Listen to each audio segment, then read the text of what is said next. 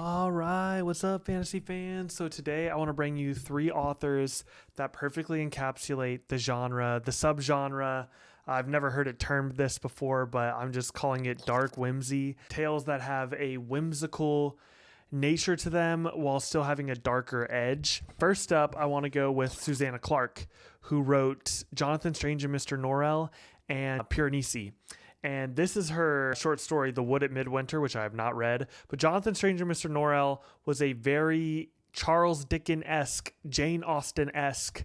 It very much felt like it was written in the time period of like A Mansfield Park with magical fae elements involved. Piranesi, which took book two by storm, is like this lost in a house type feel. But all these stories, they're dark, but they still have that level of whimsy in them. Next up, I'm going to go with Alan Moore. I have not read The Great Wind. That's twice today that I've held up a book I have not read. He wrote Watchmen, Miracle Man, V for Vendetta. He wrote all these comic books, Promethea, From Hell, but his prose have gone kind of unappreciated. And Jerusalem was absolutely phenomenal. It was about the underworld. It was about time. It was about the afterlife. It was about just humanity. It was about the author's hometown of the Burrows. A toddler choked on a cough drop for like 18 chapters while going on a psychedelic journey through hell. Come on. And, you know, even the darkest pits of hell in that book were described. You're following the dead kids gang. And, you know, everything that you're seeing is kind of distorted through this childlike lens. And I think Alan Moore just perfectly captured that dark whimsy feel. And he also just started his Long London Quintet.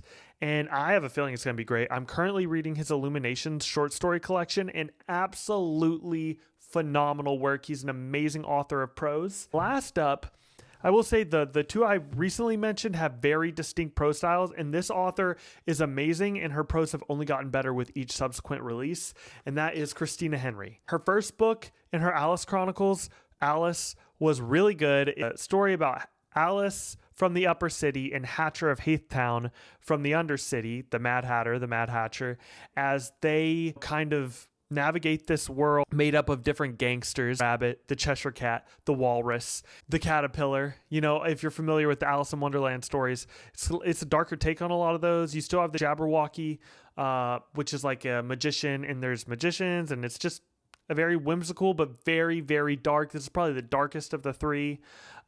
Content warning, there is, especially in the Alice series, there is, you know, some borderline sexual assault stuff going on, so that is a content warning for this one.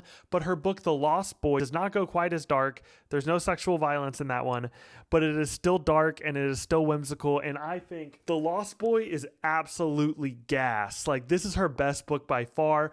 I think she really comes into her own as an author in this one. She also has Little Mermaid retelling. She has the Headless Horseman retelling. She has a lot of fairy tale retellings, and I will be covering more of them in the future. But as of now, I've only read the Alice Chronicles and The Lost Boy.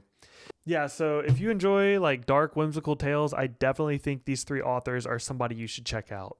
Peace.